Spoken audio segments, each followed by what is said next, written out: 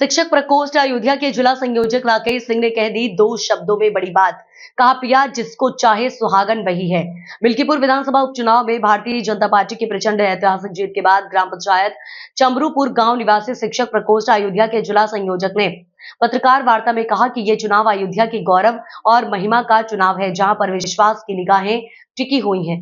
श्री सिंह ने बताया, भाजपा सरकार में सरकार की महत्वाकांक्षी योजना जन कल्याणकारी चल रही है, जैसे विधवा pension, Ayushman card, ration card, किसान सम्मान निधि और सड़कों का जाल बिछा हुआ है। और कहा कि भाजपा सरकार सबका साथ सबका विकास के आधार पर चलती है और किसी के साथ सौतेला व्यवहार नहीं करती।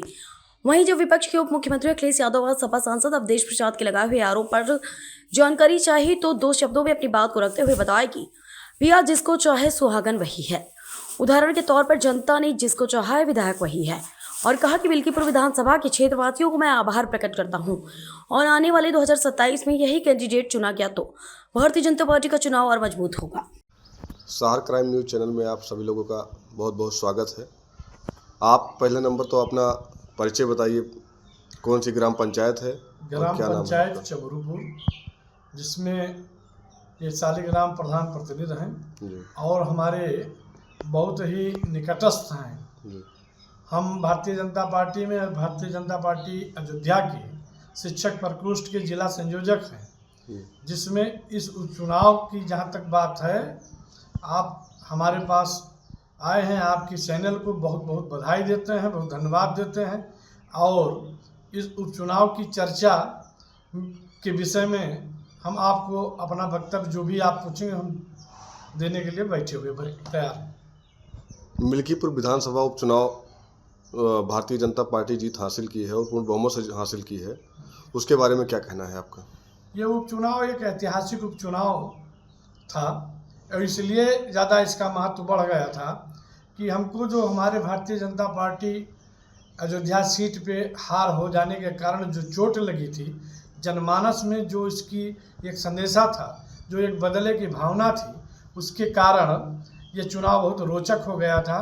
बार बार योगी जी का जो अपील रहा, योगी जी की जो यहाँ इस चुनाव को चुनौतीपूर्ण अपने कंधे में जो उन्होंने ले लिया था, उनके इस निवेदन को यहाँ की जनता ने स्वीकार किया और उसमें सोने का सुहागा का काम कैंडिडेट के चयन की प्रक्रिया में भारतीय जनता पार्टी ने जो कुशलता दिखाई, उसके लिए उस पार्टी को, शीर्ष नेतृत्व को और सभी कार्यकर्ताओं को मैं बधाई देता हूँ, नेताओं को बधाई देता हूँ।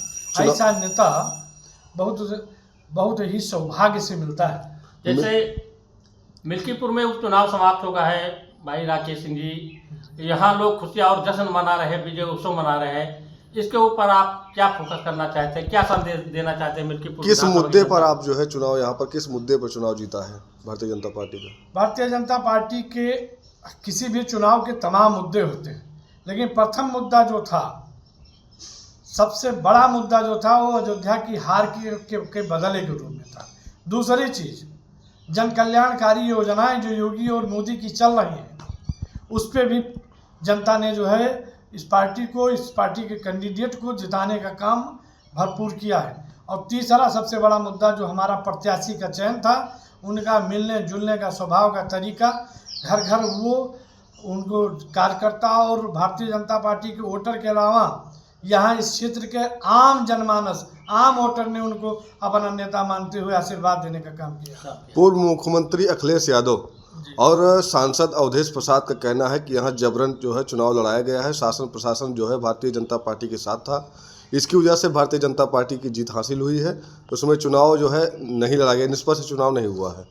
जैसे अब उनके बारे में हम बहुत कुछ ना कहते हुए इतना कहते हैं कि बड़ा ईमानदारी का उन लोगों का इतिहास रहा है। उपचुनाव जब उनके कार्यकाल में हुआ है, जितनी ईमानदारी से उन्होंने चुनाव कराया है और उसकी सराहना आप पत्रकार बंधु और जितने भी संवाददाता सभी लोग जानते हैं। जिस जाके पिया माने हुए सुहागिन, जो जनता जिसको आशीर्वाद देती है और विपक्ष जो है उसको जो है तूल पकड़ा करके तमाम बातें जो है वो कहने का काम, आरोप लगाने का काम करती है। आने वाले 27 में जो है जनता को क्या संदेश देना चाहते हैं?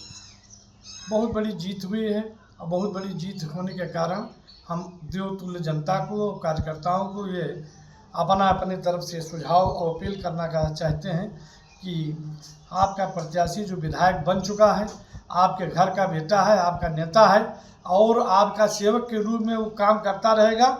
छोटी मोटी गलतियों पे बहुत ज़्यादा ध्यान देने की बहुत ज़रूरत नहीं है, क्योंकि मनुष्य होने के नाते गलतियां होना स्वाभाविक है। लेकिन उनका प्रयास, उनकी मेहनत, उनकी जो सोच है उसके कारण वो किसी को अपने से रूठने नहीं देंगे और 2027 की चुनाव जीतने की नींव 25 में रख दी गई है। प्रभु चाहेंगे तो बहुत बड़ी जीत 2027 में इन्हीं के माध्यम से मिलेगी। बहुत बहुत धन्यवाद।